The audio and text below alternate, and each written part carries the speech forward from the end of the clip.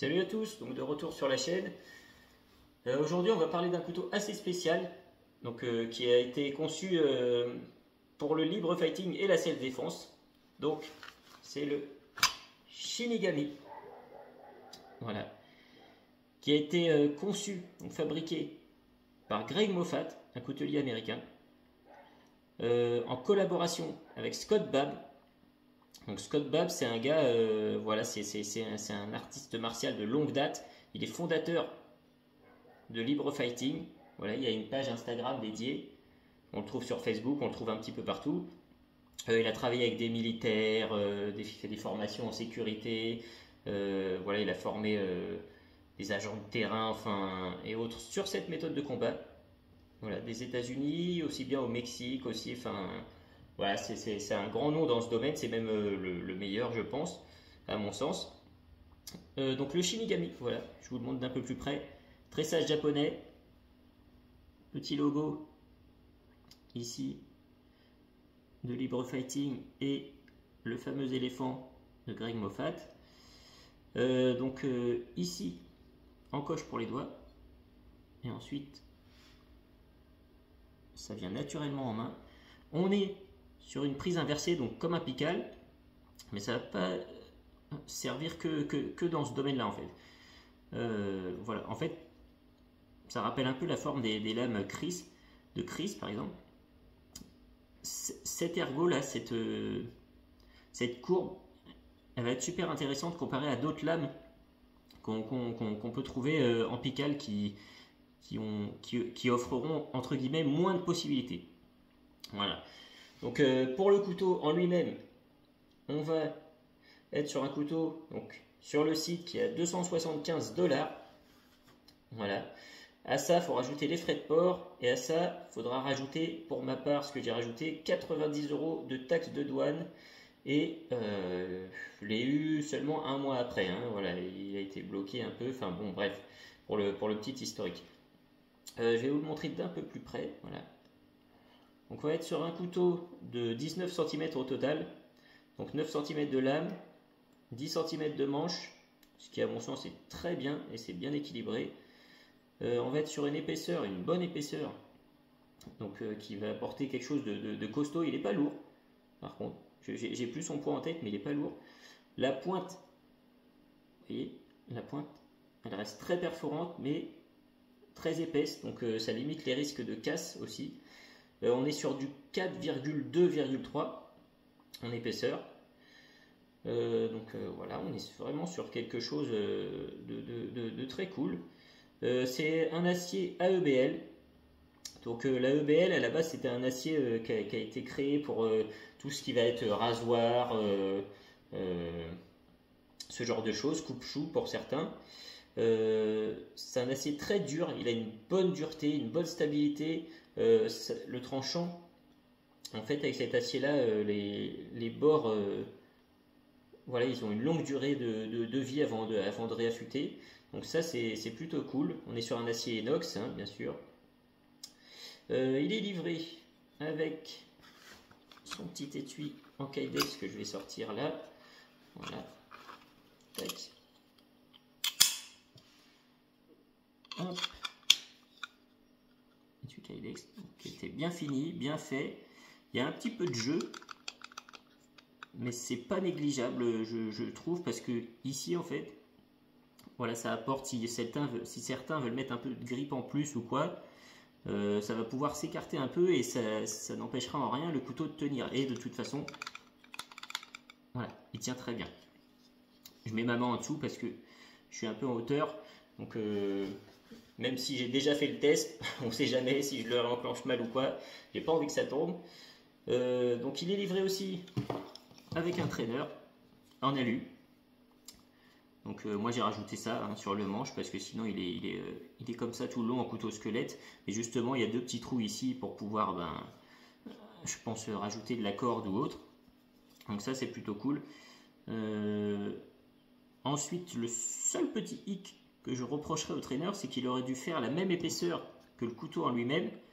Comme ça on aurait potentiellement pu le mettre dans l'étui. Là, c'est pas le cas. Lui, il fait plus on est plus proche du 5 mm. Du coup, on ne peut pas le mettre dans l'étui. Et je trouve que ça aurait été intéressant pour le déploiement, tout bêtement. Voilà, pour faire des tests de déploiement. Après, bon, c'est pas grave, il fait très bien l'affaire, on l'a bien en main, même en squelette. Là, j'ai rajouté de la corde, moi, pour que ça corresponde plus au modèle de base. Voilà. Donc au niveau de cette courbe que je vous expliquais, du coup, donc, je vais reprendre le couteau.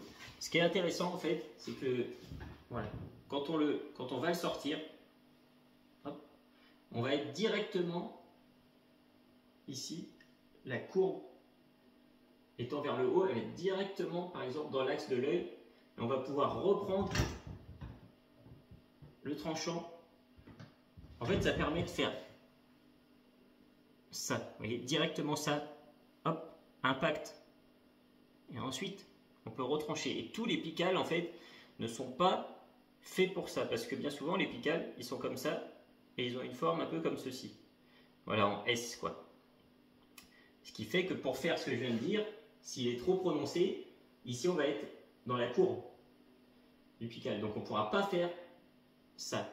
Là l'avantage c'est que tac, tac, hop, tac, tac, direct ça va venir piquer et couper, et on peut redescendre tout de suite et réattaquer derrière et réarmer, et hop, hop. Et ça, c'est le petit plus de par sa forme de lame. Donc ça, à mon sens, c'est vraiment cool. Voilà.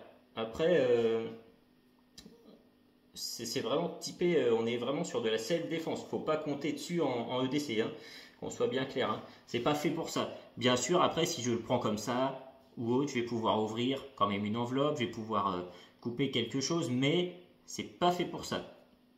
Voilà. On peut le prendre aussi en prise sac-sac, ce qu'on appelle sac-sac, donc comme ça. Hop. Voilà.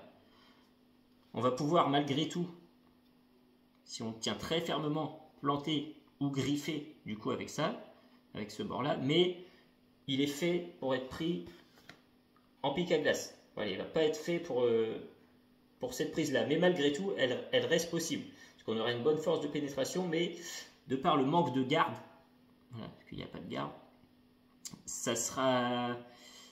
Je déconseille. Il y a un petit ergot là, malgré tout, on pourrait éventuellement faire ça, pour si on... Mais bon, je vois pas trop l'utilité, et perso, j'aurais pas confiance que le bord est juste ici, et c'est pas fait pour. Il a été étudié pour être pris comme ça. Et on est vraiment sécure au niveau... voilà, on bloque avec le pouce. Vous voyez, je vais prendre le traîneur. On a quelque chose de très sécure. Et ça bouge pas. Ça bougera pas. Quoi qu'on fasse, ça bougera pas. Ensuite, voilà, quand on sait un petit peu manipuler ou quoi, c'est vraiment une arme très destructrice, je dirais. Donc moi je suis loin d'être un expert en libre fighting, je m'y intéresse beaucoup, je m'entraîne avec ce copain qui est là, voilà, donc ça vaut pas un entraînement avec quelqu'un qui sait faire, qui connaît les bases, et surtout une personne réelle, puisque une personne réelle va beaucoup plus bouger. Là j'ai l'avantage d'avoir eu ce mannequin qui n'est pas un Mr. Bob, pour ceux qui se demandent. C'est un mannequin que j'ai trouvé dans une petite annonce, et c'est vraiment top parce qu'il est tout en silicone pleine. Voilà. Donc c'est pas de la mousse, et l'avantage c'est que son pied plutôt fin permet qu'il bouge un petit peu comme ça, et c'est vrai que ça apporte un peu de réalisme, et surtout il est plus dur que la mousse, donc même aux impacts ça va apporter du réalisme. Et par exemple quand je fais ça, il tourne, vous voyez, ce qui n'est pas forcément évident sur tous les autres modèles. Tac. Donc ensuite on va prendre... Attends, je vais prendre une petite corde éventuellement. Voilà, pour quand même faire un mini test de coupe. Voilà. Il n'y a pas de souci. On va pouvoir malgré tout, dans ce sens-là, s'en servir pour couper. C'est aussi intéressant comparé à la prise sac-sac que je décrivais tout à l'heure, qui moi me gêne un peu. Et autant de ce côté-là, vu que l'ergot ici va venir quand même se caler ici, j'ai un peu plus confiance, ce qui en fait un couteau à prise normale. Mais comme je le redis, c'est pas du tout il n'a pas du tout été fait pour ça. Donc on va avoir une bonne force de pénétration. Voilà, on peut couper la petite corde, on peut malgré tout faire des petites taches, mais on est sur un couteau de self-défense uniquement. Donc voilà, donc le packaging, c'est vraiment une lame intéressante, une lame atypique pour ceux qui aiment. Voilà, en plus l'esprit un peu japonisant, ça c'est cool. L'étui il est pas trop gros. Ouais. Par exemple, même si je le mettais là, bon pas dans cette poche là, mais il est pas énorme, je trouve, comme certains étuis des fois qui sont larges comme ça. C'est pas super. Donc là, qu'est-ce que j'ai pour vous montrer en termes de taille? On va le comparer à un pliant, mais c'est pas très grave. Tac. Voilà, par exemple, ça c'est le Fox Dart. Et pour dire un peu pour comparer un peu en taille, donc on va être sur quelque chose d'à peu près similaire. Voilà. Donc à mon sens, vraiment un des meilleurs couteaux que j'ai reçu dernièrement. Personnellement, j'adore. Voilà.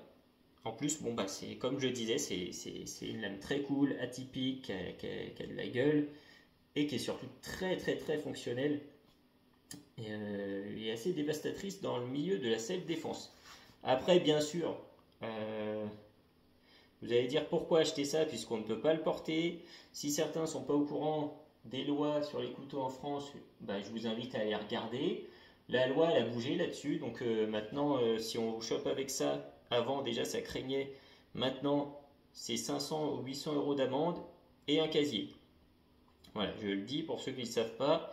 Et surtout, bon, à ce prix-là, évitez de vous balader avec parce que c'est évidemment confiscation et destruction directe. Oups.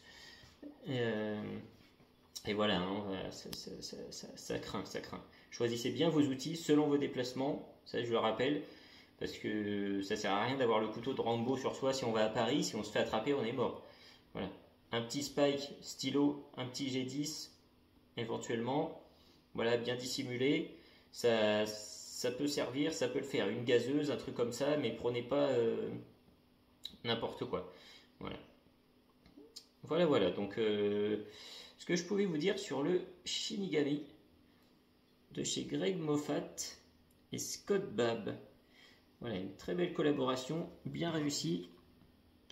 À mon sens, un couteau vraiment au top. Salut les amis!